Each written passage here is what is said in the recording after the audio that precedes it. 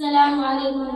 الحمد للہ رب العالمین، والصلاة والسلام علی سید الانبیاء والمرسلین وعلی آلہ وصحبہ اجمعین، اما بعد، اعوذ باللہ من الشیطان الرجیم، بسم اللہ الرحمن الرحیم۔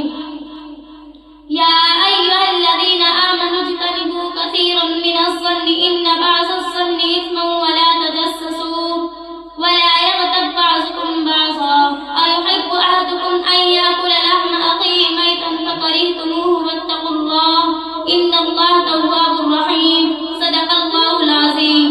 میرے قابل صد احترام دینی بہنوں، خدا کا لاکھ لاکھ فضل و کرم احسان ہے کہ اس نے آج دین کی نسبت پر ہم سب کو اس دین اور روحانی مجلس میں جمع فرمایا۔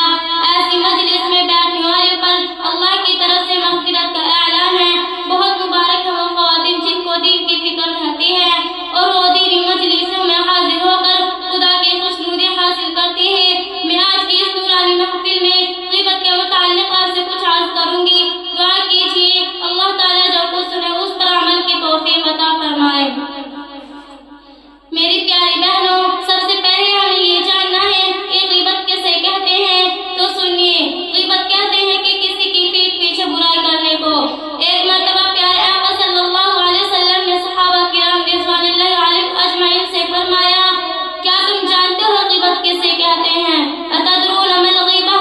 تو صحابہ نے جواب دیا، اللہ و رسولہ اعلم، اللہ اور اس کا رسول زیادہ بہتر جانتے ہیں۔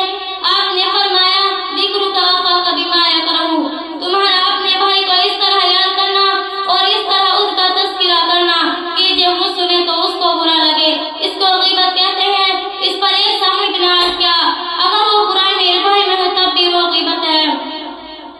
اس پر پیارے آقا صلی اللہ علیہ وسلم نے جواب دیا، ان کان فیہ ما تقول فقد اغتبتہ وان لم یکن فیہ فقد بہتہ، اگر تم نے بھائی کا وہ عیب بیان کیا جو اس میں ہے تو یہ غیبت ہے، اگر ایسا عیب بیان کیا جو اس میں نہیں ہے تو یہ بہتان تراشی ہے جو اس سے بڑا گناہ ہے۔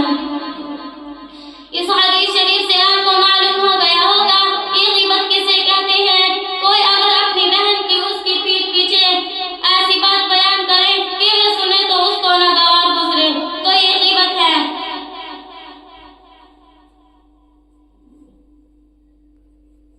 غیبت بڑا سخت گناہ ہے۔ قرآن کریم میں غیبت کرنے والے کو مردہ بھائی کا گوشت کھانے والے کے برابر قرار دیا ہے۔ لہذا اگر کسی نے کسی کی اس کی غیر موجودگی میں غیبت کی تو گویا اس نے اس کے مرنے کے بعد اس کا گوشت کھایا۔ ہماری خواتین میں یہ مرد بہت ہے، جہاں دو چار عورتیں جمع ہوئی، بس ایک دو چار عورتیں